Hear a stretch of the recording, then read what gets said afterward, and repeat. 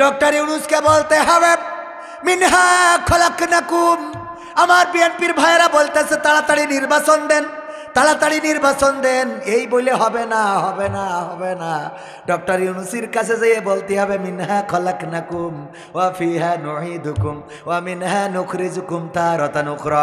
ওগো doctor Yunus, CR পয়সাও ছাড়তেই কেন চাও না? তাড়াতাড়ি করে নির্বাচন দাও, তা না হলে তুমি কি জানো না এই মাটি থেকে তোমাকে সৃষ্টি করা হয়েছে, আবার একদিন এই মাটিতে ঢুকানো হবে, আবার একদিন এই মাটি থেকে জীবন্ত করে ওঠানো হবে। সুতরাং মাটিতে ঢুকার আগে নির্বাচনটা দিয়ে তাড়াতাড়ি সিআর ছাড়ো। কথা কয় না? আপনার যে দাবি সেটা বলেন, কিন্তু কোরআন দিয়ে বলেন।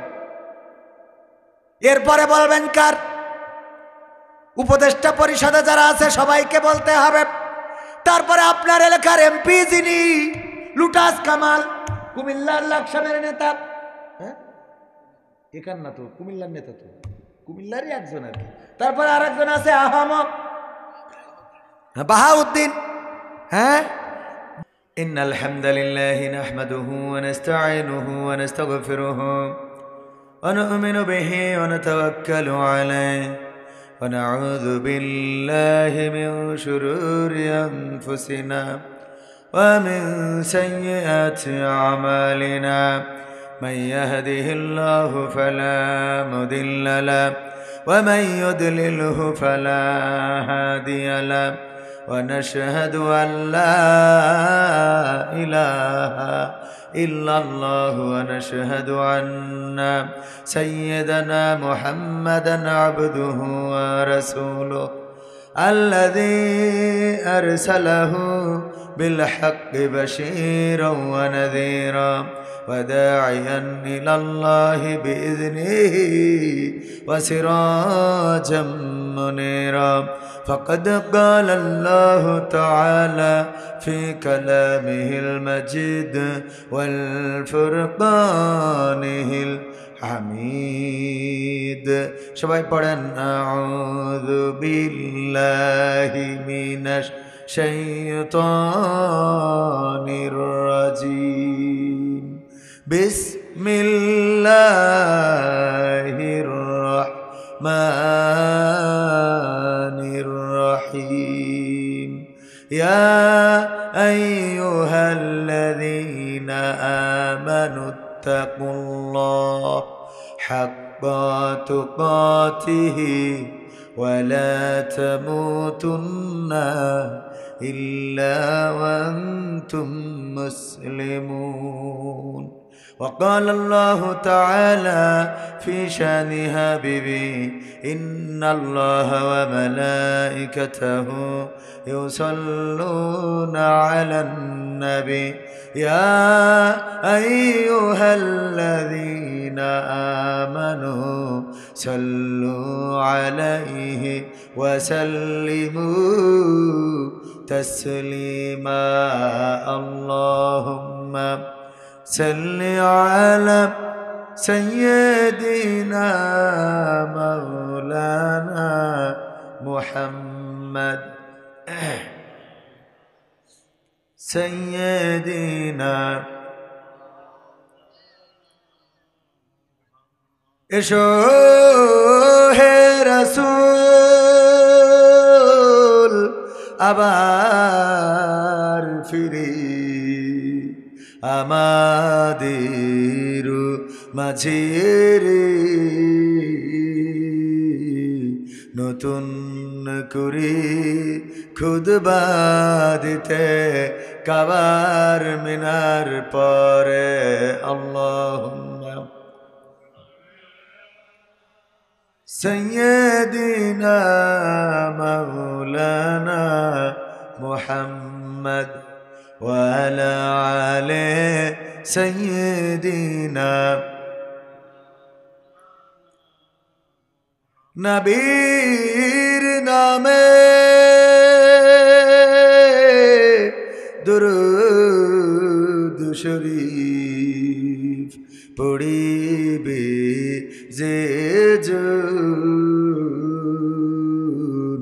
তার জন্য যে হারাম হবে জাহান্নাম জাহান্নামের আগুন আল্লাহুম্মা সাল্লি আলা সাইয়্যিদিনা মাওলানা মুহাম্মদ ওয়া আলা আলি সাইয়্যিদিনা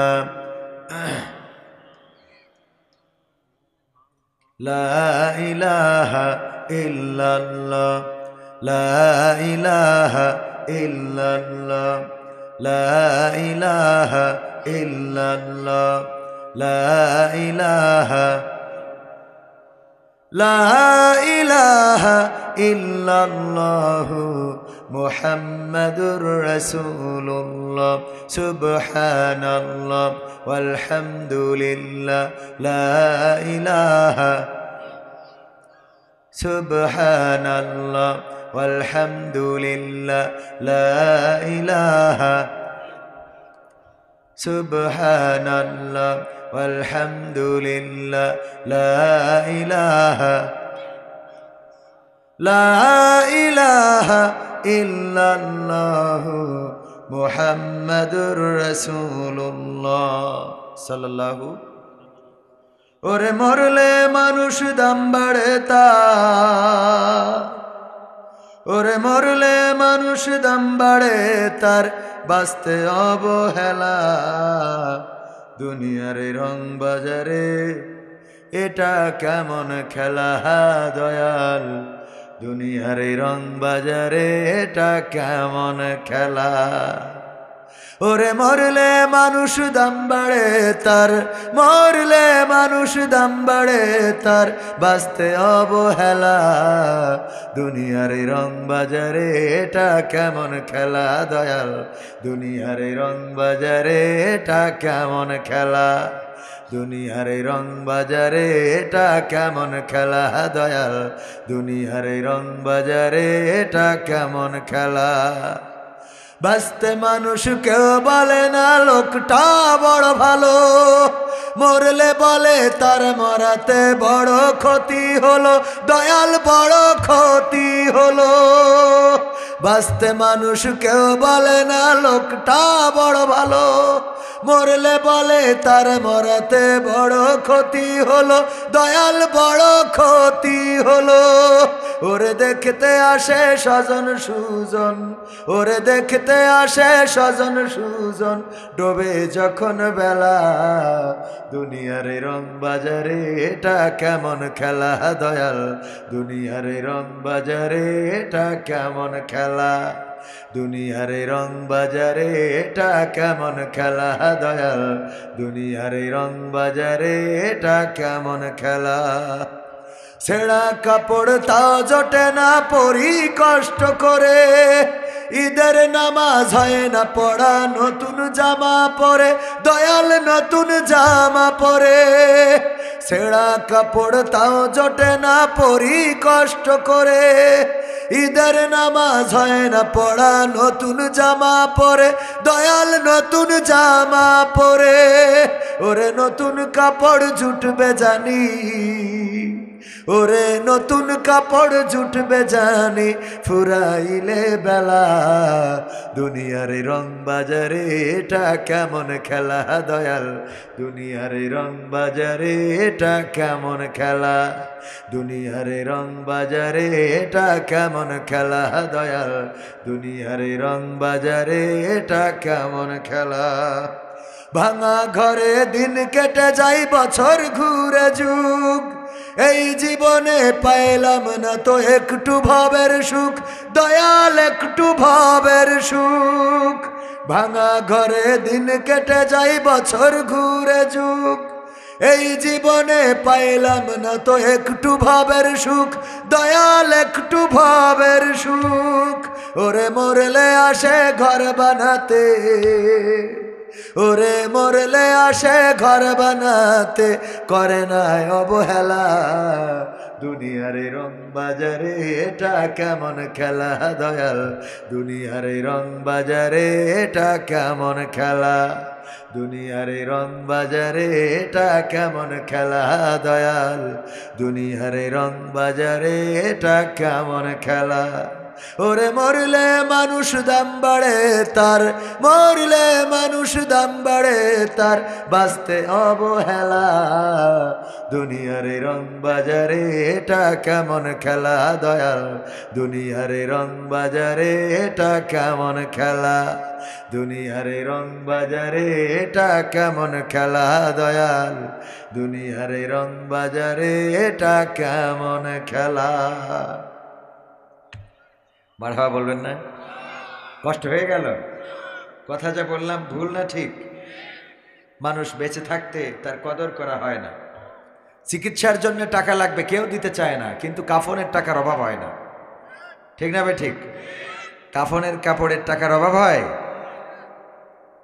শীতের দিন, পোশাক নাই, থরথর করে কাঁপতেছে, পায়ে জুতা নাই, এক জোড়া জুতা কিনে দেবে, একটা শীতের কাপড়, শীতের জন্য একটা কম্বল দিবে, এই মানুষের বড্ড অভাব।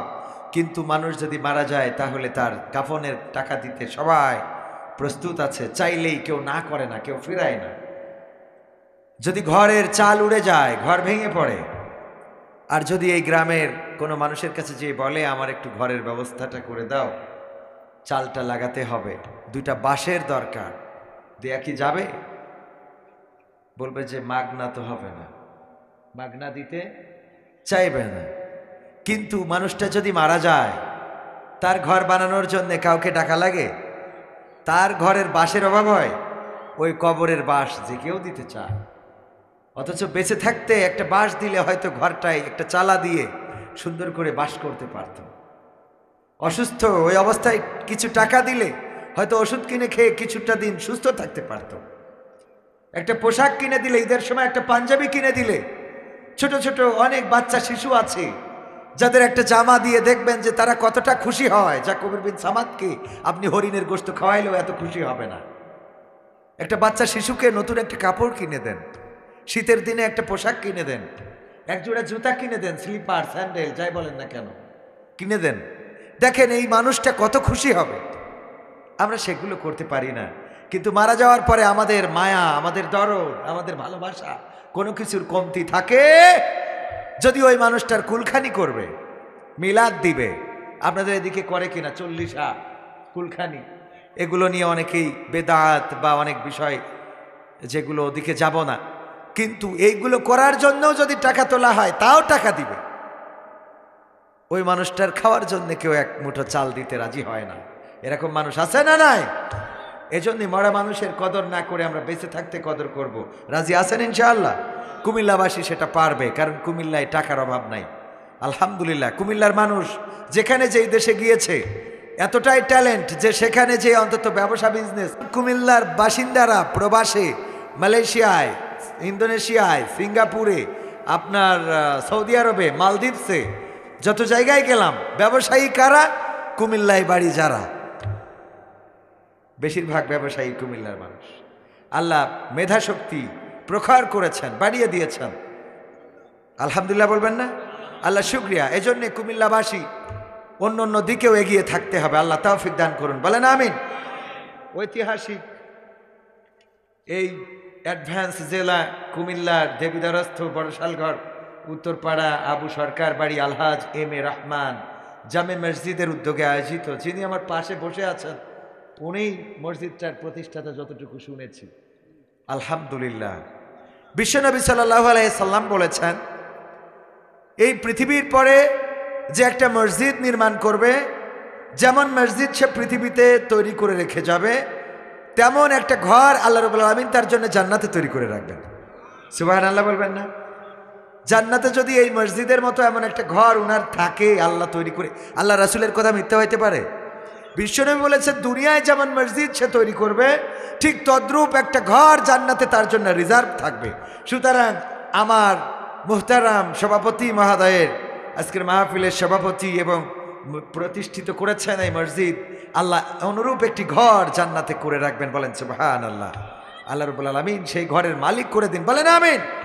ভাইয়ের আমার, এই জন্য মসজিদের সাথে সম্পর্ক বাড়াতে হবে, সম্পর্ক বাড়াতে হবে মাদ্রাসার সাথে।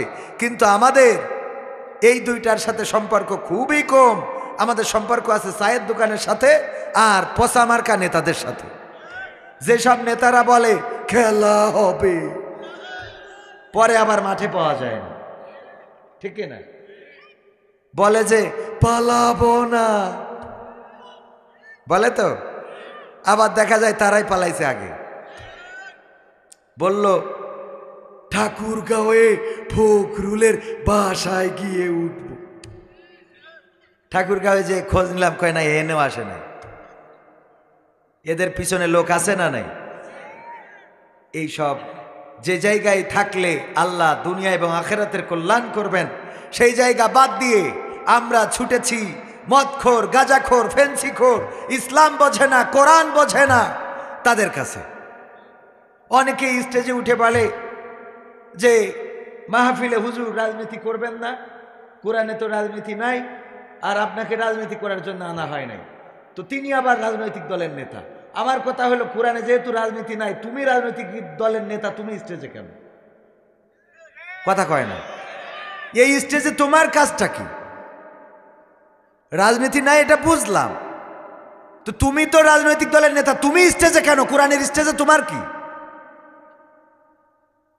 তুমি কোরআনের স্টেজে উঠার সাহস পেয়েছো কোথায়? যদি পারো চেয়ারে বসে দুইটা আয়াত বলে ব্যাখ্যা করে দাও। কোরআনের রাজনীতি নাই এটা বলা যতটা সহজ, একটা আয়াত পড়ি বলে দাও। আমরা যা বলি তার পিছনে তো একটা করে রেফারেন্স দিই না। নিজের মনোক্তি মতো কথা বলার দিন শেষ। এখন হলো বিপ্লবীদের বাংলাদেশ, ঠিক না ঠিক? এই দেশে মনোক্তি মতো কথা বলতে দেয়া হবে না। কথা বলতে গেলে অবশ্যই জেনে বুঝে এসে বলতে হবে। যতটুকু হাত যাবে ততটুকু চুলকাবেন, এর বেশি চুলকানোর চেষ্টা কেউ করবেন না। কারণ এর বেশি যারা চুলকাতে চেয়েছে তাদের অবস্থান বাংলার জমিনে হয় নাই, তাদের অবস্থান হয়েছে দাদার দেশ ভারতে হয়েছে। বলেন ঠিক না? কারণ এই দেশ তাওহীদি জনতার বাংলাদেশ। এই দেশের মানুষ যদি রক্ত দেয় তারা মারা যায় না, তারা শহীদ হয়, ঠিক না ঠিক? 1971-এ যারা রক্ত দিয়েছে তাদেরকে আমরা কি বলি? 1971-এর শহীদ। আমরা 1952-তে যারা রক্ত দিয়েছে তাদেরকে কি বলি? 1952-তে ভাষা আন্দোলনের শহীদ। শহীদ শব্দ কিন্তু হিন্দুদের নয়, বৌদ্ধদের নয়, খ্রিস্টানদের নয়, নাস্তিকদের নয়, আওয়ামী লীগের নয়, বিএনপির নয়, জাসদের নয়, বাসুদের নয়। শহীদ শব্দ এসেছে আল্লাহর পক্ষ থেকে, আল্লাহর রাসূল আমাদেরকে জানিয়েছেন। বলেন ঠিক কিনা? সুতরাং যারা রক্ত দিয়ে শহীদ হয়, সেই শহীদের জমিনে ইচ্ছা মতো কথা বলার দিন শেষ। 5ই আগস্টে এবং জুলাই বিপ্লবে যারা রক্ত দিয়েছে তারাও শহীদ, ঠিক কিনা? শহীদ এসেছে ইসলাম থেকে। সাক্ষী, শহীদ মানে কি? সাক্ষী। তারা সাক্ষী হয়েছে এই দেশে কোনো স্বৈরাচার থাকবে না। হয়েছে না হয় নাই? তো সুতরাং আমরা মাথায় রাখতে হবে কথা বলার সময় যেন আমরা আমাদের যতটুকু জ্ঞান আছে তার বাইরে বলার চেষ্টা না করি। আমি যা জানি এর বাইরে যদি বলি তাইলে এটা আমার লজ্জা, ঠিক কিনা?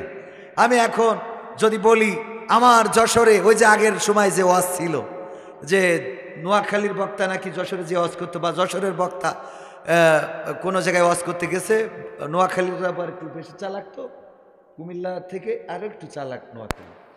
তো বলতেছে বাবারা আমাদের ওখানে নদীর কিনারায় বা পুকুরের কিনারায় একটা গাছ আছে, তবে এই গাছের কেরামতিটা বলবো যদি নোয়াখালীর মানুষ না থাকে। নোয়াখালীর একজন আছে কিন্তু চুপচাপ, কোনো কথা কয় নাই। কয় যেহেতু নাই তাইলে বলা যায় কি ব্যাপার। ওই গাছ থেকে যদি একটা পাতা ওই পুকুরের পানিতে পড়তো তাইলে কুমির হয়ে পানিতে চলে যেত, আর যদি ডাঙায় পড়তো তাইলে বাঘ হয়ে বনে চলে যেত। নোয়াখালীরা উঠে বলতেছে হুজুর আমার একটা প্রশ্ন ছিল, ওই পাতাটা যদি অর্ধেক পানিতে আর অর্ধেক ডাঙায় পড়ে তাইলে কি হইতো? কয় বাড়ি কই? নোয়াখালী। কইছিলাম না যে নোয়াখালীর লোক থাকলে ওয়াজ করবো না। এখন এই নোয়াখালীর লোক থাকলে ওয়াজ করা যাবে না, কুমিল্লার আন্দাজে তো এই জাতীয় কথা বলার দিন এখন আর এই সব কথা বাংলাদেশের মানুষ খাবে। ও কারামতি ছিল, খালি শুনেছি। আমার মনে হয় আমি যদি আপনাদের একটা পরীক্ষা নিই, কুমিল্লার লোক পাশ করবে কিনা আমার ভয় হয়। পরীক্ষা করবে একটু, যে ইমানের দিক থেকে কতটুকু অ্যাডভান্স করবো, পরীক্ষা দিতে রাজি? ও ছোটবেলার মতো একটা পরীক্ষা হয়ে যাক, রাজি? ইনশাআল্লাহ রাজি তো? সবাই প্রস্তুত? ভাইয়েরা আমার, হঠাৎ করে মুনকারে নাকিরকে খুঁজে পাওয়া যাচ্ছে না, কোথায় যেন হারিয়ে গেল মুনকারে নাকির। চারিদিকে কত লাশ মারা গেল। আমেরিকায় লস অ্যাঞ্জেলস পুড়ে গেছে, সেখানে ওই ক্যালিফোর্নিয়ায় কত মানুষ পুড়ে মারা গেল। সব যখন কবরে রাখা হয়েছে, তাদেরকে প্রশ্ন করতে হবে, মান রব্বুকা মান দিনুকা মান নাবিউকা। কিন্তু এই প্রশ্ন করার জন্য মুনকার নাকির দুইজন ফেরেশতা কোথায় হারালো, খুঁজে পাওয়া যায় না। আল্লাহ তাড়াতাড়ি করে একটা তদন্ত টিম গঠন করলেন, কিছু ফেরেশতার সমন্বয়ে গঠন করার পরে বললেন, যাও তাড়াতাড়ি করে যে দেখো দুনিয়ায় কার কবরে আটকে আছে, কোথায় প্রশ্ন করতে যে এখনো ফেরে না। ফেরেশতারা আসলো, খুঁজতে খুঁজতে খুঁজতে খুঁজতে দেখলো যে হজরত আব্দুল কাদের জিলানী রাহিমাহুল্লাহর কবরে মুনকার নাকিরকে হাত পিছনে দিয়ে একেবারে শক্ত করে বাইধে রেখে দিয়েছে। বাঁধার পরে এটা দেখার পরে ফেরেশতারা তাড়াতাড়ি চলে গেল, যে আল্লাহকে বলল, ওগো আল্লাহ, তোমার মুনকার নাকির এক কবরে দেখলাম হাত পিছনে দিয়ে বাইধে রেখেছে শক্ত করে, ছাড়ে না ছাড়ে না। বলল, কার কবর জানো নাকি? বলল যে ওই ব্যক্তির নাম আব্দুল কাদের জিলানী। বলল, তো আমার মুখলেস বান্দা, যাও তাড়াতাড়ি করে শোনো, কেন বাঁধে রেখেছে, কি জন্যই, অপরাধটা কি, কি অপরাধের কারণে বেঁধে রেখেছে। আসার পরে জিজ্ঞাসা করলো, অপরাধটা কি? অপরাধ হলো, আব্দুল কাদের জিলানী বলল, সে আমার কবরে ঢুকেছে কিন্তু সালাম দিয়ে প্রবেশ করে নাই, এই কারণে বেঁধে রেখেছি। যে ফেরেশতারা রিপোর্ট করলো, আল্লাহ সালাম দিয়ে ঢোকে নাই বলে বেঁধে রেখেছে। আল্লাহ রাব্বুল আলামিন বললেন, এখন জিজ্ঞাসা করো কি করলে ছেড়ে দেবে, কি করলে ছেড়ে দেবে, এটা জিজ্ঞাসা করো আমার আব্দুল কাদের জিলানীর কাছে। আব্দুল কাদের জিলানী রাহিমাহুল্লাহর কাছে প্রশ্ন করা হলো। আব্দুল কাদের জিলানী রাহিমাহুল্লাহ বলল, গো আল্লাহ, যেহেতু আমার কবরে সালাম দিয়ে প্রবেশ করে নাই, অন্যায় করেছে, এই অন্যায়ের শাস্তি হিসাবে আমার এই বাগদাদে যত কবরবাসী আছে সব কবরগুলোর আযাব মাফ করে দিতে হবে। আল্লাহ রাব্বুল আলামিন বললেন, ওগো আব্দুল কাদের জিলানী, তুমি তো আমার অল্পের উপর দিয়ে পার করে দিলে। আজকে আমি যে বিপদে পড়েছি, কত লাশ জমা হয়ে আছে, এখনো প্রশ্ন করা হলো না। মুনকার নাকিরকে বেঁধে রেখেছো, তারা সালাম দিয়ে প্রবেশ করে নাই। এই অবস্থায় তুমি যদি আমাকে এই মুহূর্তে বলতে, এই পৃথিবীতে এই জমিনের মধ্যে যত কবর আছে, মাশরিক থেকে মাগরিব পর্যন্ত যত কবরবাসী এই জমিনের নিচে থাকবে, সব কবরের আযাব মাফ করে দিতে হবে। আমি আল্লাহ এমন বিপদে পড়েছিলাম, সব মাফ করে দিতাম। আজকে তুমি চেয়েছো বাগদাদের কবরগুলোকে মাফ করে দিতে, আমি আল্লাহ তোমাকে সাক্ষী রেখে বলছি, বাগদাদের সকল কবরবাসীকে ক্ষমা করে দিলাম। বলেন সুবহানাল্লাহ। পরীক্ষা মাঝে মাঝে নিতে হয়, না নিলে বোঝা যায় না যে আসলে আমরা কতটুকু ভালো ছাত্র। সুবহানাল্লাহ বলেছি না বলি নাই? বলেছেন কারা কারা? হাত উঁচু করেন। সুবহানাল্লাহ বললেন কারা কারা? হাত উঁচু শক্ত করে একটু টান টেনে সুবহানাল্লাহ বলেছেন কারা কারা? আল্লাহ সাক্ষী বলেছেন কারা কারা? এবারে হাত নামান, তারপরে হাত উঁচু করেন, বলেননি কারা কারা?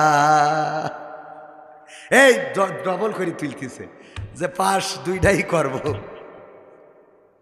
যাই হোক, আগে যারা তুলেছেন সুবহানাল্লাহ বলেছেন, সাক্ষী আছেন কে? সবগুলো ফেল, সবগুলো ফেল করে দিয়েছে।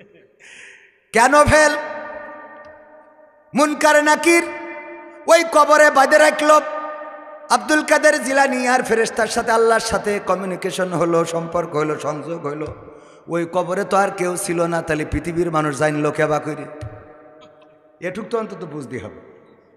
মনে করেন বাইদে রাখলো, আমরা মানে এটা তো নাউজুবিল্লাহ, বেঁধে রাখার তো কোনো সুযোগই নাই। কারণ আব্দুল কাদের জিলানী তো আর রাসূল সাল্লাল্লাহু আলাইহি ওয়াসাল্লামের থেকে বড় না, বড় তো রাসূলের কবরে এমন কিছু ঘটে নাই। আব্দুল কাদের জিলানী, আচ্ছা বাঁধার জন্য তো দড়ি লাগে, তো আব্দুল কাদের জিলানী যখন কবরে গেছিল, মুনকার নাকির আসবে, দড়ি কেউ কি দিছিল? দড়ি তো দেয় নাই, তো বাঁধলো কি দিয়ে? আর ফেরেশতাকে কি আসলে বাঁধা যায়? তো ফেরেশতাকে বাঁধা যায় না, কবরে দড়ি পাওয়া যায় না। আবার যদি এরকম কিছু ঘটেও থাকে, তো ওই কবর থেকে এসে দুনিয়ায় বলল ডাকি। আর জিব্রাইল তো আর পৃথিবীতে আসে না, ফেরেশতার সাথে তো আর কারোর সাথে কথা হয় না, কথা হয়? তো তাইলে এইটা যদি কেউ বলে আমি স্বপ্নে দেখেছি, ওরে স্বপ্ন দেখাইছে শয়তান। কিটা দেখাইছে? তার মানে হাত যারা তুললেন সব ফেল। অনেকে আবার এই ওয়াজের কাটিং করে আগের অংশ দিয়ে বলে কবির বিন সামাদ, দেখেন কত বড় জাহেল, কি ওয়াজ করতেছে মানুষের ভুল ভাল। আমি তো পরীক্ষা নিলাম যে আমাদের ইমানের দৌড় কতটুকু। আমরা যাচাই বাছাই ছাড়াই সুর দিয়ে সুবহানাল্লাহ বলতে বলেছি বলেই আপনি সুবহানাল্লাহ বললেন। ডক্টর মিজানুর রহমান আজহারি বলেছেন বলেই সেটা ঠিক। হাফিজুর রহমান সিদ্দিকী হুজুর কুয়াকাটা বলেছেন বলেই সেটা ঠিক। দেলাওয়ার হুসাইন সাইদি বলেছে বলেই সেটা ঠিক। এই মানসিকতা যতদিন ত্যাগ করতে পারবেন না ততদিন আপনি পূর্ণ মুসলমান হতে পারবেন না। কারণ আপনার মধ্যে ব্যক্তি পূজা, পীর পূজা শুরু হয়ে গেছে। শেখ হাসিনা বলেছে, হ্যাঁ শেখ হাসিনা বলেছে বলেই এই ব্লাউজ কে দিয়েছে?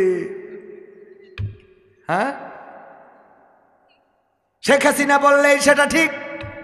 আল্লামা দেলাওয়ার হুসাইন সাইদি রাহিমাহুল্লাহ বললে সেটা ঠিক। ডক্টর মিজানুর রহমান আজহারি বললে সেটা ঠিক। আমির হামজা বললে সেটা ঠিক। হাফিজুর রহমান সিদ্দিকী কুয়াকাটা হুজুর বললে সেটা ঠিক। কবির বিন সামাদ বললে সেটা ঠিক। আমরা আমাদের ব্যক্তিগত ভালো লাগার জায়গা থেকে যাদেরকে ভালোবাসি তারা যদি ভুল কথা বলে তাও তার পক্ষে আমরা লড়াই করা শুরু করে দিই। ঠিক না বে ঠিক? তার পক্ষে বলা শুরু করে দিই। এটা করা যাবে? ইসলামটাকে বুঝতে হবে, কোরআন হাদিস দিয়ে মিলাতে হবে। যদি কোরআন দিয়ে হাদিস দিয়ে কোনো কথা কবির বিন সামাদের সাথে মেলে তাইলে নেওয়া যাবে, যদি না মেলে তাইলে কবির বিন সামাদের ওই কথা নেওয়া যাবে, বরং প্রতিবাদ করতে হবে। তবেই এই দেশ ইসলাম, আল্লাহ ও তার রাসূলের পথ সমুন্নত রাখা যাবে। নতুবা আমরা যতদিন এই গাঁজাখড়ি কথাবার্তা যে কবরের মধ্যে মুনকার নাকিরকে বেঁধে রেখেছে এই কথাবার্তাগুলো আমরা বিশ্বাস করব, প্রচার করব, ততদিন পর্যন্ত পথ হারাবে বাংলাদেশ। ঠিক না বেঠে? এই জাতীয় ভণ্ডদের হাতে যতদিন আছে খানকা দরবার শরীফ, যতদিন আছে এই দেশ ততদিন পথ হারাবে বাংলাদেশ। মাথায় রাখবেন, হক্কানি উলামায়ে কেরাম যারা, তাদের হাতে না যাওয়া পর্যন্ত এই দেশ পথ খুঁজে পাবে না। সম্মানিত ভাইয়েরা, এই জন্যে আমিও অত বড় জানেওয়ালা নই, আমি অত বড় আলেম নই, কিন্তু যতটুকু জানি আল্লাহ রাসূল যেহেতু বলেছেন বাল্লিগু আন্নি ওয়ালাউ আয়া, যদি একটা আয়াতও জানো সেটাও আরেকজনের কাছে বলো, প্রচার করো। তো প্রচার করার দায়িত্ব রাসূল দিয়েছেন, আল্লাহ রাব্বুল আলামিনও বলেছেন ওয়া মান আহসানু কাওলাম মিম্মান দাআ ইলাল্লাহ ওয়া আমিলা সলিহা ওয়া ক্বালা ইন্নানি মিনাল মুসলিমিন। তার কথার চেয়ে ভালো কথা, উত্তম কথা আর কে বলতে পারে যে নিজে সৎ কাজ করে, অপরকে সৎ কাজের জন্য আহ্বান করে আর মুখে ঘোষণা করে আমি একজন আত্মসমর্পণকারী। আমি একজন কি? মুসলমান শব্দের অর্থ কি? আত্মসমর্পণকারী। কার কাছে? ইন্না সলাতি ওয়া নুসুকি ওয়া মাহইয়ায়া ওয়া মামাতি লিল্লাহি রাব্বিল আলামিন। হে আমার রব, আমি ঘোষণা করে দিচ্ছি আমার সালাত, আমার কুরবানি, আমার হায়াত, আমার মউত সব কিছু বিশ্ব প্রতিপালক তোমার জন্য। এই কথা বলার পরে আর এই জীবনকে কোনো নেতার কাছে সুপর্দ করা যাবে না, এই জীবনকে আর কোনো দলের কাছে সুপর্দ করা যাবে না। এই জীবন থাকবে আল্লাহর কাছে, আল্লাহর পথে, কোরআনের পথে, আল্লাহওয়ালাদের পথে, রাসূলের দেখানো, রাসূল নির্দেশিত পথে। এর বাইরে যদি কেউ জীবন পরিচালিত করে তাইলে সে মুনাফেক, মুনাফেক, মুনাফেক। কথা মনে থাকবে ইনশাআল্লাহ। ভূমিকায় একটু পরীক্ষা নিলাম, মন খারাপ করেন না, কারণ আমাদের অভ্যাস হয়ে গেছে হুজুর যদি বলে বলেন ঠিক কিনা, সবাই বলে ঠিক, মানে হুজুর বলিস তো ঠিক কিনা, তা ঠিক, এখন মনে না চালেও ঠিক, এরকম না? ঠিক বলছি তো আমি? মানে হুজুরের কথার সাথে সায় দিয়া, তো হুজুরের কথার সাথে সব কথায় সায় দেয়া যাবে? সায় দেওয়া যাবে? সায় দেওয়া যাবে না। আলহাজ এম এ রহমান মসজিদের উদ্যোগে 25তম, তার মানে আমার বয়স এখন 37, তার মানে আমি 12 বছর বয়স হইলে তারপরে এটা শুরু হয়েছে। অনেক মাহফিল আছে যেগুলো আমার জন্মই হয় নাই, তার আগে থেকে শুরু হয়েছে। যত পুরাতন মাহফিল তত দেখি মাহফিল আস্তে আস্তে করে ছোট হয়ে যাচ্ছে, আর নতুন মাহফিলগুলো বড় হচ্ছে। এটার কারণ কি বুঝলাম না। কারণ হলো নতুন মাহফিলগুলো যে বড় বড় ভাইরাল বক্তা নিয়ে আসা হয়, ভাইরাল হুজুর, পরিচিত আলেম ওলামায়ে কেরাম। ডক্টর মিজানুর রহমান আজহারি ভাই আসবেন, আমির হামজা আসবেন, মামুনুল হক আসবেন, রফিকুল ইসলাম মাদানী আসবেন, জসিমউদ্দিন রহমানি আসবেন। এমন যদি সব ভাইরাল এক জায়গায় আসে, একেবারে দেশের লোক ওয়াজ শোনার জন্য না, খালি দেখার জন্য যায়। কারণ এখন ওয়াজ মাহফিলও অনেক হয়ে গেছে যে ওই শাকিব খানের শুটিং দেখা মতো। ঠিক না বে ঠিক? মিলাই নিয়েন। ওয়াজ মাহফিলও হয়ে গেছে কেমন? শাকিব খানের শুটিং দেখতে যাওয়া মতো। মানে আমি ওনার ভালোবাসি তাই ওনার একটু দেখতে যেতে হবে, ঠেলে ঠুলে একেবারে সামনে যেতে হবে, যে বিশৃঙ্খলা হইচই উল্লাস হুল্লোড় এই সেই মাহফিলের পরিবেশটাই নষ্ট। এরা না বোঝে মাহফিল, না মানে মাহফিল, না পড়ে নামাজ, না পিসাব পিরে কুলুপ নেই। বিশাল বড় ভক্ত কবির বিন সামাদকে বলে, ভাই আমি আল্লাহর জন্য আপনাকে ভালোবাসি। আমি বললাম ফজরের নামাজটা কি হয়েছে? কয় ভাই আমার কাপড় ঠিক নেই। কেন প্যানে মতেন? ভাই কি বলেন? তো এই যে কাপড়ে পিসাব করে, মানে পিসাব ফিরে পানি নেয় না, নামাজ পড়ে না, ও আল্লাহর জন্য নাকি আমার ভালোবাসে। ও আল্লাহর জন্য যদি আমার ভালোবাসে, আগে তো ফজরের নামাজ পড়তে যাওয়া, ঠিক না বে ঠিক? তো আল্লাহর জন্য ভালোবাসে। অনেকেই বলে আল্লাহ ও তার রাসূলের জন্য আপনাকে মহব্বত করি, ভালো কথা, মুখে দাঁড়িয়ে নাই। এই আমার কথা মিলছে আপনাদের কথার সাথে? ঠিক বলছি না বে ঠিক বলছি? আল্লাহ ও তার রাসূলের জন্যে কবির বিন সামাদকে ভালোবাসে, হাফিজুর রহমান সিদ্দিকী, মিজানুর রহমান আজহারি, আমির হামজা ভাই, ভাইরাল সব আলেম ওলামাকে ভালোবাসে। কার জন্যে? আল্লাহর জন্যে ও তার রাসূলের জন্য। অথচ ম্যাক্সিমাম এই জাতীয় কথা বলা ভক্তগুলোর মুখে দাড়ি নেই। তো আল্লাহ রাসূলের জন্য ভালোবাসলি, তুই রাসূলের দাড়ি কেটে তুই আল্লাহ রাসূলের ভালোবাসা আমার সাথে কি দেখাস? কথা কয় না, ঠিক না বে ঠিক? তার মানে আল্লাহ ও তার রাসূলকে ভালোবাসতে হলে আগে নামাজি হতে হবে, রোজাদার হতে হবে, আল্লাহওয়ালা হতে হবে, রাসূলের সুন্নাহ রাখতে হবে, টাকুনুর উপরে কাপড় পরতে হবে। আল্লাহর রাসূলের মহব্বত যদি থাকে, তার টুপি, তার দাড়ি, তার জুব্বা এগুলো গায়ে লাগাইতে হবে। তারপরে যে আর এক হুজুরি যেয়ে বলেন, হুজুর আল্লাহর জন্য আপনাকে ভালোবাসি, তাইলে বোঝা যাবে আপনি সত্যিকার সত্যি কথা বলেছেন। তা না হলে আপনি মুনাফেক মুনাফেক মুনাফেক, আপনি আল্লাহর জন্য ভালোবাসেন। শুরু করি। সভাপতিত্ব করছেন জনাব আলহাজ মোহাম্মদ আব্দুর রহমান সাহেব, বিশিষ্ট সমাজসেবক ও প্রতিষ্ঠাতা আলহাজ এম এ রহমান জামে মসজিদ। এছাড়া প্রধান আলোচনা করেছেন বিশেষ বক্তাদের মধ্যে মাওলানা হাফেজ নজরুল ইসলাম সাহেব, তাজুল ইসলাম সাহেব, মাওলানা রহমাতুল্লাহ আল ফয়সাল সাহেব এবং মাওলানা মুফতি রফিকুল ইসলাম সাহেব। আমার আগে কথা বলে গেলেন। আলোচনা করবেন আপনারা যার জন্য অপেক্ষমান রয়েছেন আজকে মাহফিলের চিফ গেস্ট মধ্যমণি কামরুল ইসলাম সাইদ আনসারি, পীরজাদা টেকেরহাট মাদারীপুর। আমার শ্রদ্ধাভাজন উস্তাদজি, সরাসরি উনার ছাত্র হতে পারি নাই, কিন্তু উনারাই আমাদের আগামী দিনের পথ চলার বা বর্তমান যে পথ চলছি, উনারা আমাদের রাহবার। উনারা আমাদের যেভাবে দিক নির্দেশনা দেন, যেভাবে বলেন, আমরা সেভাবে নিজেদেরকে গড়ার চেষ্টা করি। শ্রদ্ধাভাজন উস্তাদজি খুব তাড়াতাড়ি চলে আসবেন ইনশাআল্লাহ। পর্দার অন্তরালে মা বোনেরা, আমার সামনে উপবিষ্ট দিনদারে মাদারা মুসলমান ভাই বাবাজিরা, এখানে আমার জালাল ভাইয়ের উস্তাদ আছেন, আমারও উস্তাদ বলবো আমি, আমার বন্ধু জালাল উদ্দিন রুমি ভাইয়ের উস্তাদ। অনেক আগে থেকে পরিচয়, আজকে আবার দেখা হলো দ্বিতীয়বারের মতো। অনেকেই রয়েছেন এমন আলেম ওলামা, এমন মানে আমার থেকে এলেমে আমলে তাকওয়ায় এত উপরে যে আমি আপনাদের জুতা জোড়া সোজা করে দিতে পারলে নিজেকে ধন্য মনে করতাম। গতকালকে সিলেটে বললাম, আমরা তো মাহফিলে আসি টাকার জন্য, খাওয়ার জন্য, ঠিক তো? কোরআনের কথা বলি এটা ঠিক, ইসলামের কথা বলি এটা ঠিক, কিন্তু আমাদের কিছু উদ্দেশ্য আছে। বাট আপনারা যারা সামনে এসেছেন, বসেছেন, তারা কেউ খাওয়ার লোভেও আসেন নাই, টাকা পাবেন এই আশায়ও আসেন। এসেছেন কার জন্যে? আল্লাহর জন্যে। সুতরাং উচিত ছিল আপনাদের স্টেজে বসাই আমরা সামনে বসে কথা বলা, কারণ আমরা হলাম কোনো না কোনো স্বার্থ নিয়ে এখানে এসেছি, আর আপনারা এসেছেন একদম নিঃস্বার্থভাবে আল্লাহর জন্যে। সুতরাং আমাদের থেকে আপনারা উত্তম, এই জন্যে আমাদের উঁচুয় না বসায়, আমাদের নিচে বসায় আপনাদের উপরে দেওয়া উচিত। আমার মনে হয় মাহফিলের স্টেজ এমন করতে হবে স্টেডিয়ামের মতো, বক্তা থাকবে নিচে আর সবাই থাকবে উপরে। কথা কি বোঝা গেছে? নিচেই তুমি যত পারো খেলা হবে। যারা শ্রোতা তারা কোথায় থাকবে?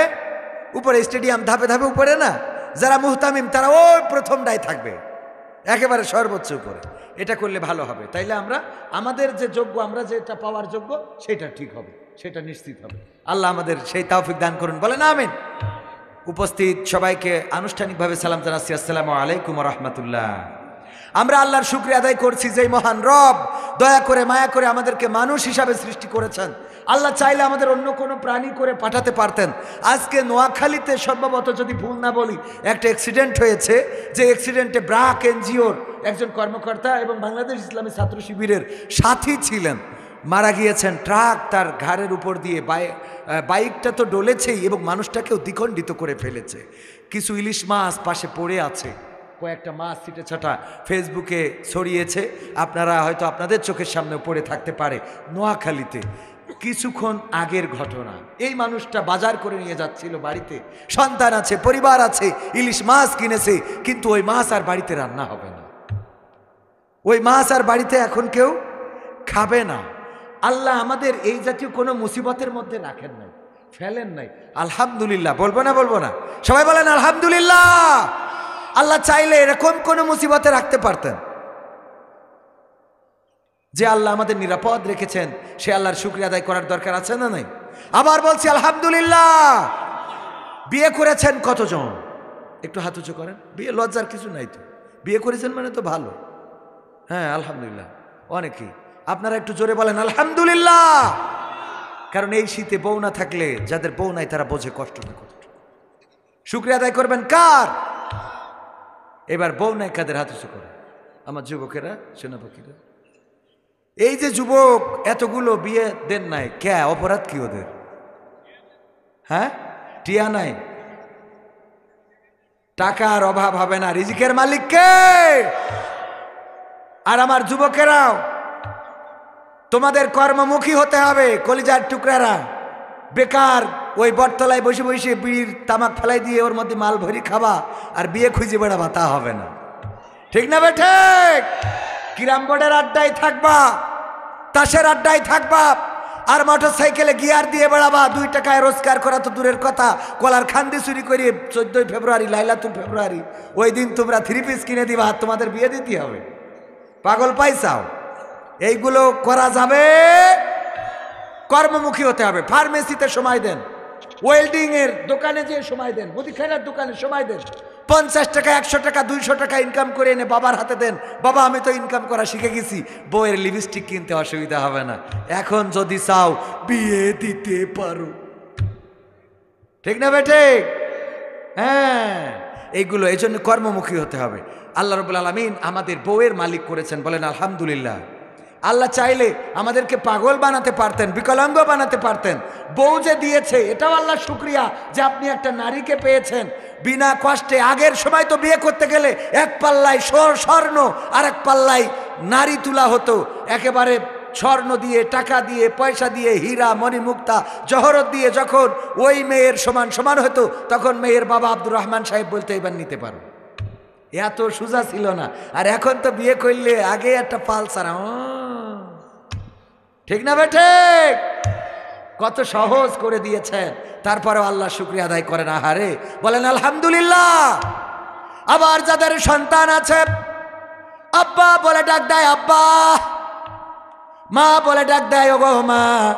দেখেন যাদের সন্তান নাই কত কষ্ট তাদের।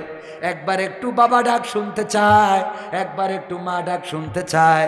কত পীরের কাছে গেল, কত ফকিরের কাছে গেল, কত কবিরাজের কাছে গেল, কত ডাক্তারের কাছে গেল, কত জায়গায় হোমিওপ্যাথি, অ্যালোপ্যাথি সব রকম ওষুধ খাওয়া হয়ে গেল, তারপরেও একটু মা ডাক শুনতে পাইল না। ওই হাসপাতালে যারা কাজ করে তাদেরকে বলে কোনোভাবে একটা সন্তান যদি চুরি করে এনে দাও, তোমাকে এত টাকা দেব, এত পয়সা দেব।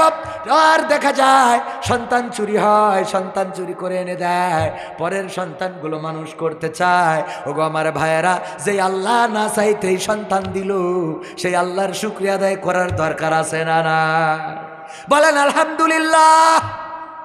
আল্লাহ কত নিয়ামত দিয়েছেন, না চাইতে, না চাইতে কত নিয়ামত দিয়ে। এই শরীরের যে শক্তি, সুঠাম দেহের অধিকারী, আজকে আমি চিল্লায়ে চিল্লায়ে কথা বলছি, হঠাৎ যদি আল্লাহ না করুন আমার একটা লাই, একটা সাইড প্যারালাইজ দিয়ে যদি ফেলে দেয়, আগামীকালকের মাহফিল নরসিংদী আর করা হবে। যদি বলে হুজুর আসেন, আপনি অসুস্থ তারপরেও আসতে হবে, কারণ আপনি না আসলে মনে করবে আমরা আপনারা দাওয়াতি দিই নাই। সুতরাং আপনি এসে মান সম্মানটা বাঁচিয়ে দিয়ে যান। অ্যাম্বুলেন্সে করে যদি নিয়ে যায়, একলা এক সাইড পড়ে রয়েছে, চেয়ারে যদি বসায় বসতে হবে, কিন্তু বেকা হবে। হুজুর একটু কিছু বলেন।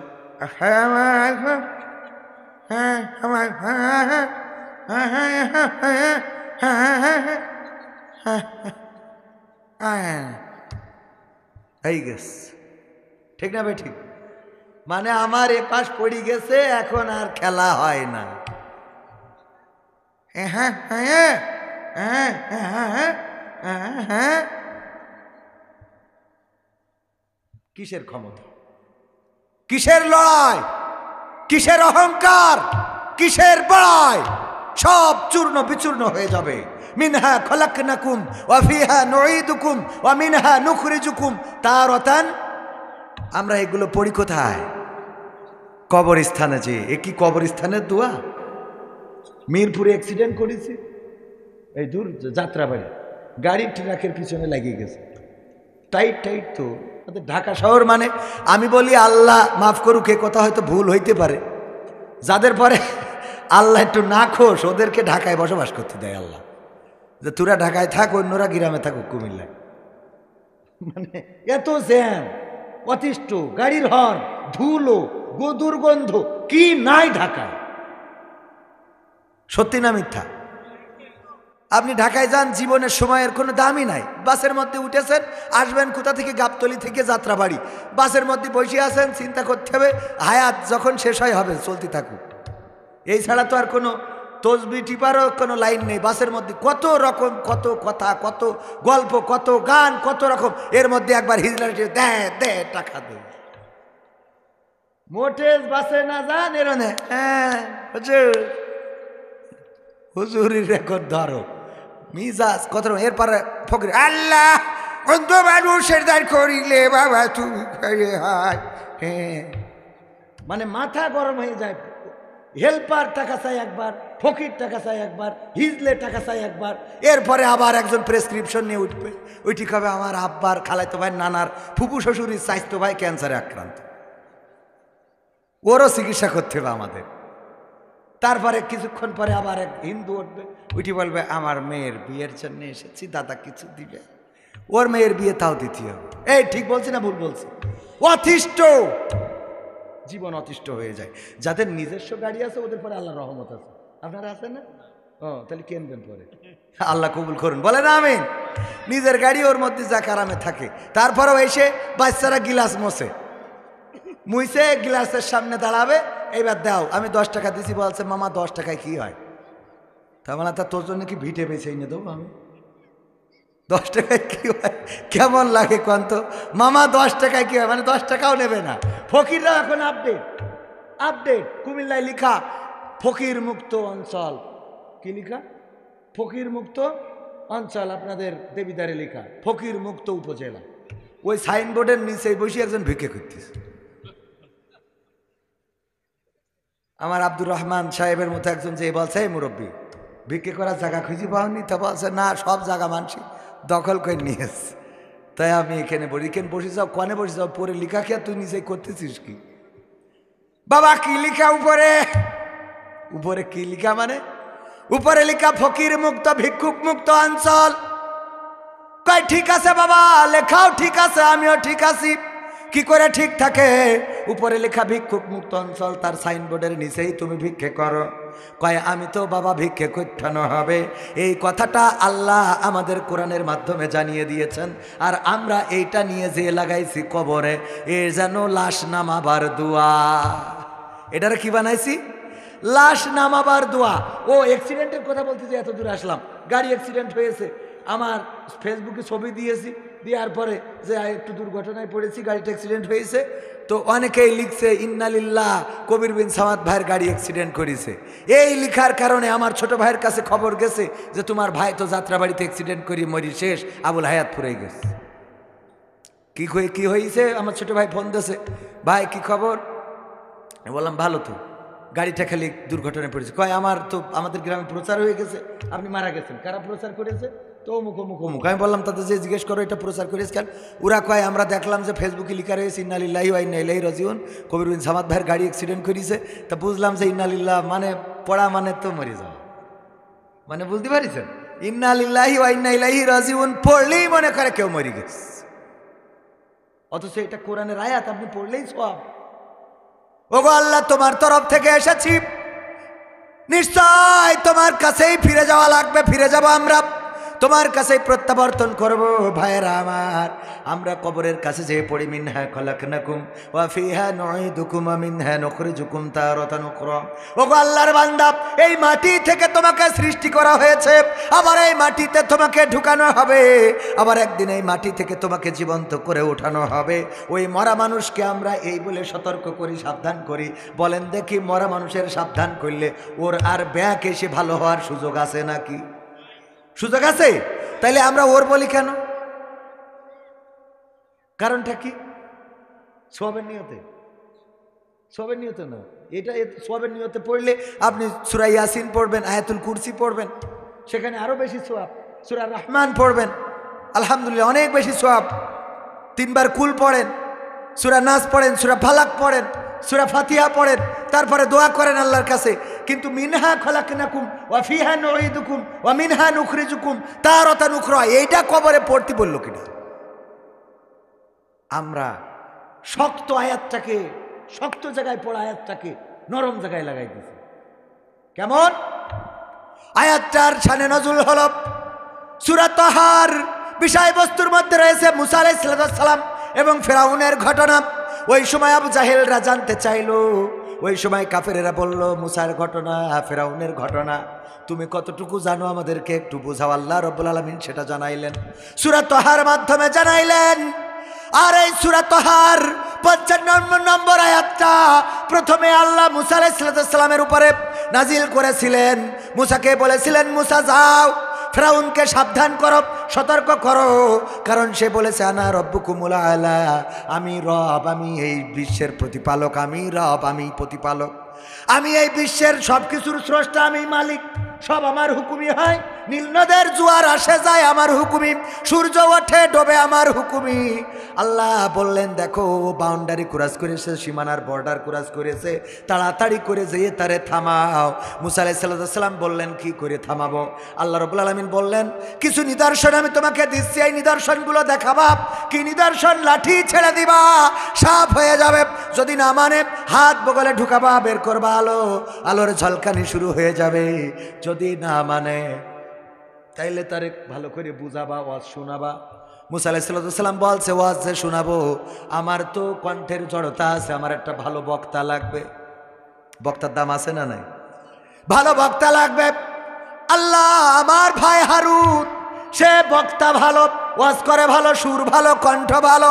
যদি তাকে তুমি নবুয়ত দিয়ে দিতে আল্লাহ, তাইলে তারে নিয়ে যেতাম। আল্লাহ কবুল করলেন, হারুনকেও নবুয়ত দিয়ে দিলেন। তারপরে ফেরাউনের দরবারে গেল, সব কিছু দেখালো, শোনালো, বুঝালো, মানলো না।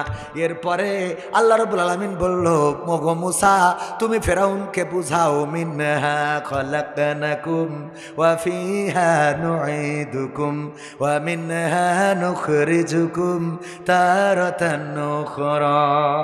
ওগো ফেরাউন, এই যে অহংকার করো, লড়াই করো, বড়াই করো, চেয়ারের ক্ষমতা দেখাও, ক্ষমতায় কেউ স্থায়ী হয় না, হোক না সে হাসিনা কি বারে না, চেয়ারটা চিরকাল থাকে না। ক্ষমতায় কেউ স্থায়ী হয় না, মুজিবুর বেশি দিন থাকেনি, জিয়াউর কেউ তো রাখেনি। মুজিবুর বেশি দিন থাকেনি, জিয়াউর কেউ তো রাখেনি। এরশাদ চলে গেছে পৃথিবী ছেড়ে, এরশাদ চলে গেছে পৃথিবী ছেড়ে, কেউ আজ তার কথা কয় না। ঠিক না বেঠে? ক্ষমতায় কেউ স্থায়ী হয় না, হাসিনা ক্ষমতা ধরে রাখতে আয়না ঘর বানিয়েছিল, জনগণের রোশনালে দাদার দেশে পালিয়ে গেল। হাসিনা ক্ষমতা ধরে রাখতে আয়না ঘর বানিয়েছিল, জনগণের রোশনালে দাদার দেশে পালিয়ে গেল ডিবি হারুনের পাশে আর ডিবি হারুনের পাশে আর পরিমণিদের দেখা যায় না ক্ষমতায় কেউ স্থায়ী হয় না হোক না সে হাসিনা কিবারে না সে আরটা চিরকাল থাকে না ঠিক না বেঠে এই চেয়ার চিরকাল থাকে না যেই মানুষগুলোকে এই দেশ থেকে বিতাড়িত করেছিল যাদেরকে ফাঁসির কাস্টে ঝুলিয়েছে যাদের হাতে হাতকড়া পরিয়েছে যাদের পায়ে ডান্ডা বেড়ি ছিল যারা কারারুদ্ধ ছিল একে একে মুক্তি পেয়ে যায় আজকেও দুইজন মুক্তি পেয়েছে তার মধ্যে একজন হলো ডেস্টিনির চেয়ারম্যান রফিকুল ইসলাম খান যদি ভুল না বলি আর 2 নম্বর হলো 7 সিস্টার্স নিয়ে যে বাপের বেটা কথা বলে শুধু নাই 7 সিস্টার্স যেন ভেঙে খান খান হয়ে যায় তার জন্যে যে জেগেছিল তার নাম হলো লুৎফুজ্জামান বাবর এই বাঘকেও আজকে মুক্ত করে দেওয়া হয়েছে বলেন ঠিক কিনা যেই মানুষগুলোকে কারারুদ্ধ করে রাখা হলো ভারতের প্রেসক্রিপশনে যাদেরকে ফাঁসির কাস্টে ঝুলানো হলো এমনকি লুৎফুজ্জামান বাবরের বিরুদ্ধেও ফাঁসির রায় দেওয়া হয়েছিল ফাঁসি কার্যকর করার জন্য বিভিন্নভাবে আইন আদালতে দৌড়দৌড়ি হচ্ছিল মামলাগুলো ওগো আমার ভাইয়েরা আল্লাহ রাব্বুল আলামিন যেটা পরিকল্পনা করেন সেই পরিকল্পনা বাস্তবায়ন করে ফেলেন আল্লাহ রাব্বুল আলামিনের পরিকল্পনা বাস্তবায়িত হয় আমাদের পরিকল্পনা এটা তো নিছক পরিকল্পনা মাত্র আল্লাহ চাইলে বাস্তবায়িত হবে না চাইলে বাস্তবায়িত হবে শেখ হাসিনার এত ক্ষমতা বললো 41 সালের আগে এই ক্ষমতা ছাড়বে না আল্লাহ বললো 41 সাল তো দূরের কথা 31 সালও আসবে তাদের পরিকল্পনা ছিল 41 সাল পর্যন্ত কিন্তু আল্লাহর পরিকল্পনা ছিল 24 সাল ঠিক না ঠিক আল্লাহ যেটা পরিকল্পনা করেন সেটাই বাস্তবায়িত হয়ে যায় আর আমরা যেটা পরিকল্পনা করি সেটা আল্লাহ চাইলে বাস্তবায়িত হয় আল্লাহ না চাইলে কখনো বাস্তবায়িত হবে না ওগো আমার ভাইয়েরা ওগো আমার কলিজার টুকরারা মুসা আলাইহিস সালাম যে বললেন ওগো ফেরাউন শোনো এই মাটি থেকে তোমাকে সৃষ্টি করা হয়েছে আবার একদিন এই মাটিতেই তোমাকে ঢুকানো হবে আবার একদিন এই মাটি থেকে তোমাকে জীবন্ত করে উঠানো হবে সুতরাং কিসের তোমার অহংকার কিসের তোমার বড়াই কিসের তোমার লড়াই কিসের তোমার ক্ষমতা কিসের রব দাবি করা সব কিছু ফেলে রেখে চলে যেতে হবে কোথায় কথা কয় না যখন কেউ অহংকার করে যখন কেউ বড়াই করে তার সাথে যে যদি আপনি আবার বলেন এই তুই জানিস না কি আমার মামাতো ভাই আর্মির লিডার ওর মিজাজ আর খারাপ হয় না এই তোর মামাতো ভাই আর্মির লিডার আর আমার খালাতো ভাই ওই লিডারের পরিচালনা করে গোলমাল বাড়ে না কমে কিন্তু কেউ যদি হুমকি দেয় কেউ যদি লড়াই করতে চায় বড়াই করে তারে যদি আস্তে করে শোনান দেখো কিসের বড়াই কিসের লড়াই তোমার বাবা দেখো আজকে পৃথিবীতে নাই তোমার দাদাও আজকে পৃথিবীতে নাই তোমার আপনজন কত লোক চলে গেল কবর দেশের বাসিন্দা হয়ে তুমিও থাকবা না কিসের অহংকার কিসের লড়াই কিসের বড়াই দেখবেন আস্তে করে লোকটার মনটা নরম হয়ে যাবে আস্তে করে চুপসে যাবে কারণ কবরের ভয় দেখালে কবর আর যাই হোক পরকাল থাকুক আর না থাকুক কবরে তো যাওয়া লাগবে এটা নিশ্চিত ঠিক না কবরে যে যাওয়া লাগবে ধরেন পরকাল নাই তারপরে কবরে যাওয়া লাগবে কিনা কবরে যাওয়া লাগবে এই কবরের ভয় সবার মধ্যে আছে না নাই যে নাস্তিক আল্লাহকে বিশ্বাস করে না সেও মৃত্যুকে ভয় পায় না সে আরো বেশি ভয় পায় কারণ ও আল্লাহকে বিশ্বাস করে নাই জান্নাত বিশ্বাস করে নাই জাহান্নাম বিশ্বাস করে নাই মারা যাওয়ার পরে বুঝতে পারবে মনের মধ্যে তো দুশ্চিন্তা আছে যে যদি থাকে তাহলে কি হবে আছে তো অবশ্যই মানে যদি থাকে বলে কোনো শব্দ মুসলমানেরা ইউজ করতে পারবে ইফ শব্দ চলবে না এক্ষেত্রে ডাইরেক্ট কথা হবে অবশ্যই আছে কনফিডেন্স এটা রাখতেই হবে তা না হলে ঈমান থাকবে ওগো আমার ভাই জানারা কলিজার টুকরারা তাইলে ওয়াজটা হলো মিনহা খলাকনাকুম ওয়া ফিহা নুঈদুকুম ওয়া মিনহা নুখরিজুকুম তারাতান উখরা এই ওয়াজ করার দরকার কোথায় হ্যাঁ কার কাছে ডক্টর ইউনুসের কাছে। আল্লাহর নাম ডক্টর ইউনুসকে শোনাতে হবে যে খেলা হবে। কথা মনে থাকবে? ডক্টর ইউনুসকে বলতে হবে মিনহা খলাকনাকুম। আমার বিএনপির ভাইয়েরা বলতেছে তাড়াতাড়ি নির্বাচন দেন, তাড়াতাড়ি নির্বাচন দেন। এই বলে হবে না, হবে না, হবে না। ডক্টর ইউনুসের কাছে যেয়ে বলতে হবে মিনহা খলাকনাকুম ওয়া ফিহা নুঈদুকুম ওয়া মিনহা নুখরিজুকুম তারাতান উখরা। ওগো ডক্টর ইউনুস, সিআর পয়সাও ছাড়তেই কেন চাও না? তাড়াতাড়ি করে নির্বাচন দাও। তা না হলে তুমি কি জানো না এই মাটি থেকে তোমাকে সৃষ্টি করা হয়েছে, আবার একদিন এই মাটিতে ঢুকানো হবে, আবার একদিন এই মাটি থেকে জীবন্ত করে ওঠানো হবে। সুতরাং মাটিতে ঢুকার আগে নির্বাচনটা দিয়ে তাড়াতাড়ি সিআর ছাড়ো। কথা কয় না? আপনার যে দাবি সেটা বলেন, কিন্তু কোরআন দিয়ে বলেন। এরপরে বলবেন কার? উপদেষ্টা পরিষদে যারা আছে সবাইকে বলতে হবে। তারপরে আপনার এলাকার এমপি যিনি লুটাস কামাল, কুমিল্লার লাকসামের নেতা, হ্যাঁ এখান না তো, কুমিল্লার নেতা তো, কুমিল্লারই একজন আর কি। তারপরে আর একজন আছে আহমদ বাহাউদ্দিন। হ্যাঁ, বুবু কুমিল্লাকে বিভাগ দিতে হবে। বুবু কয় কুয়াশে দেব না, মনে আছে আপনাদের? আপা আপা আপা আপা আপা আপা আপনার কথা, আপা আপা আপা আপা আপা আপা আপা আপনার কথা রাখতে হবে। এই আপা আপা গুলো এখন বলে আগেই তো ভালো ছিলাম। ঠিক না বেঠে? রোগ হয়ে দাঁড়াইছে, আগেই তো ভালো ছিলাম, আগেই তো ভালো ছিলাম। ওদের যদি টেন্ডোস্কোপ ধরেন বুকের পরে, কানের মধ্যে দেবেন, দেখবেন বুকের পরে টিকটিক করে না, খালি বলে আপা আপা আপা আপা। কি করে? আপা আপা নাই। কত কষ্ট আমাদের। এমপিরা সব কোথায় গেল? মন্ত্রীরা সব কোথায় গেল? কোথায় কাদের কাকা? তাদের সারা দেশটা এখন লাগে ফাঁকা ফাঁকা। পালাবো না, পালাবে না, পালাবে না, যাই না তবু দেখা। পালাবে না, পালাবে না, যাই না তবু দেখা। তাদের সারা দেশটা এখন লাগে ফাঁকা ফাঁকা। ওদের সারা দেশটা এখন লাগে ফাঁকা ফাঁকা। আইন মন্ত্রী আটকে গেল আইনেরই ফাঁকে। দাড়ি সারা দরবেশের ভণ্ড ভণ্ড লাগে। ঠিক না বেঠে? আইন মন্ত্রী আটকে গেল আইনেরই ফাঁকে। দাড়ি সারা দরবেশের ভণ্ড ভণ্ড লাগে। শুনছি কত নেতা নেত্রী খাইতেছে ভাই ডান্ডা। বিচারপতি কালামানিকের ফাটিয়েছে আন্ডা। পলকেরও ঝলক গেল, পলকেরও ঝলক গেল থামিয়ে নেটের চাকা। তাদের সারা দেশটা এখন লাগে ফাঁকা ফাঁকা। ওদের সারা দেশটা এখন লাগে ফাঁকা ফাঁকা। কই গেল সেই সংসদেতে মমতাজের গান? কোথায় গেল হজরত বলা স্বামী মুসলমান? কই গেল সেই সংসদেতে মমতাজের গান?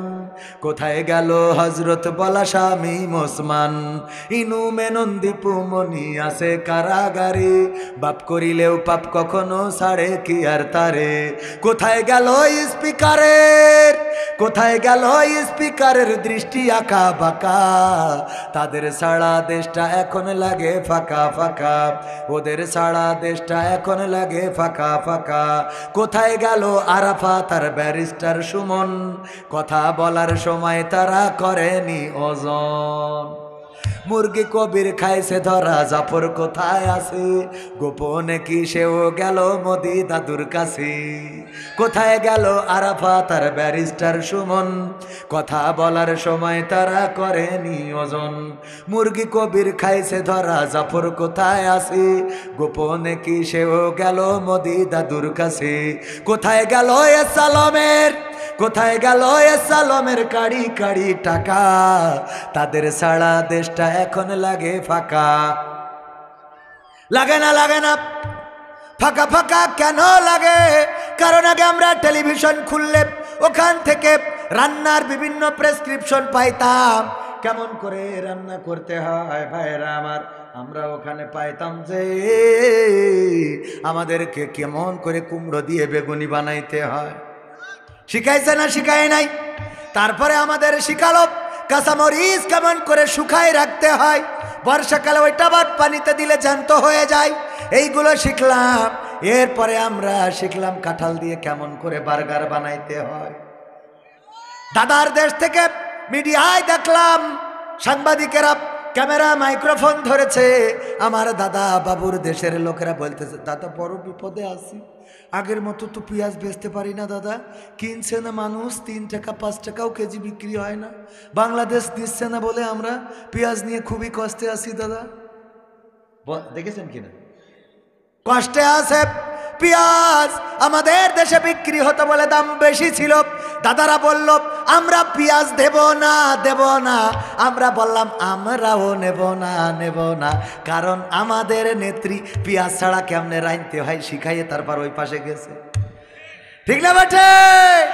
পেঁয়াজ ছাড়া রান্না এটা আমরা শিখেছি, তোমাদের এখন কান্না, তোমরা এখন শিখে নাও, আমাদের নেত্রী আছে ওই পাশেরই। ঠিক না বেটে? তাইলে আলোচনায় আসি, কয়েকটা সঙ্গীত শোনাব ভাইজানেরা আমার। আমি আজকে এখানে আকর্ষণ বক্তা নই, আর এমনিতেও আমি বক্তা নই, আলোচকও নই, আমি এমনি মনে করেন অনেকেই বলে হুজুর এসেছেন আমাদের মাঝে মুফাসসিরে কোরআন। আমি বলি কি করলেন, আমি মুফাসসিরে কোরআন না, আমি হলাম মুসাফিরে কোরআন। কি কোরআন? মুসাফিরে কোরআন। আপনাদের কুমিল্লায় ওয়াজ করেছেন মাওলানা ফখরুদ্দিন আহমেদ, জানেন না? ফখরুদ্দিন আহমেদ আমার উস্তাদ, উনিও আমার এই ওয়াজের স্টেজে আনার জন্য অনেক কষ্ট করেছেন। মুহতারাম বললেন, একবার এক জায়গায় যাওয়ার পরে বলছে হুজুর চলেন আলহাজের চায়ের দোকান থেকে চা খেয়ে আসি। কার দোকান থেকে? আলহাজের চায়ের দোকানে যে দেখলাম যে চায়ের দোকানদার, তার যে চেহারা, ওই চেহারাই বুঝতে পারলাম অন্তত তার যাই হোক আলহাজ হইতে পারে না, এত খারাপ। একটা বডি ল্যাঙ্গুয়েজ তো থাকে হাজি হওয়ার জন্য, তাই না? বডি ল্যাঙ্গুয়েজ বলা যায় যে সে আসলে হাজি না। আমি বললাম ভাই আপনার এই যে আলহাজের চায়ের দোকান, তার মানে আপনার চায়ের দোকান? কয় হ্যাঁ আমার চায়ের দোকান। বললো হ্যাঁ এটা আমার চায়ের দোকান। আচ্ছা আপনি হজ করেছেন কত সালে? কয় হুজুর মাফ করবেন আমি আসলে হজ করিনি। তাইলে আলহাজের চায়ের দোকান হইল কেমনে? কয় হুজুর আমি আসলে আলহাজ না, আমি হলাম জেল হজ। কি হজ? জেল হজ। কি করে জেল হজ? হুজুর আমি গাজার ব্যবসা করতাম রে, গাজার ব্যবসা করতে যেয়ে পুলিশ ধরে নিয়ে গিয়েছিল, নিয়ে যাওয়ার পরে আমার যখন জেলখানায় দিলে যেই দেখলাম একমাত্র আমি রোহিঙ্গা, বাকি সব বাংলাদেশি। মানে একমাত্র ওই কেমন যে দেখলাম ওখানে মতিউর রহমান নিজামী, আলী হাসান মোহাম্মদ মুজাহিদ, কাদের মোল্লা, দেলার হুসাইন সাইদি, মামুনুল হক, আমির হামজা, তারপরে আরো যারা আছে রফিকুল ইসলাম মাদানী সহ সব ওলামায়ে কেরাম, সব বড় বড় হুজুর। আমি চিন্তা করলাম এগের মধ্যে আল্লাহ আমারে ঢুকাইলো কেমনে? এই জেলখানা তো ওগের, আমি এর মধ্যে কেন? ঠিক না ভাই? ঠিক। জেলখানা তো সব হুজুরদের হয়ে গেছিল, ঠিক না ভাই? ঠিক। সত্য বলছি না মিথ্যা বলছি? সব হুজুরদের জেলখানা। আমি চিন্তা করলাম যেহেতু আল্লাহ কবুল করেছে, আর আমি এই জেলখানা থেকে বের হয়ে আর গাজার ব্যবসা করব না, অন্যায় পথে ইনকাম করব না। এই জন্যে আমি এই যে মাদ্রাসা, আমি এই চায়ের দোকান দিয়েছি। আমার যারা কাস্টমার ছিল গাজার কাস্টমার, ওরা রহস্য করে আমার দোকানটারে নাম দিয়েছে আলহাজের চায়ের দোকান।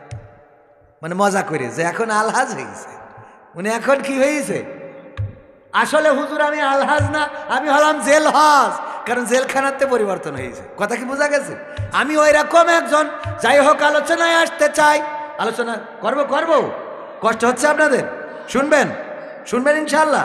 কোরআন পড়তে ভালো লাগে, কোরআন শুনতে ভালো লাগে, কোরআন জানতে ভালো লাগে, কোরআন মানতে ভালো লাগে না। ঠিক না বেঠে?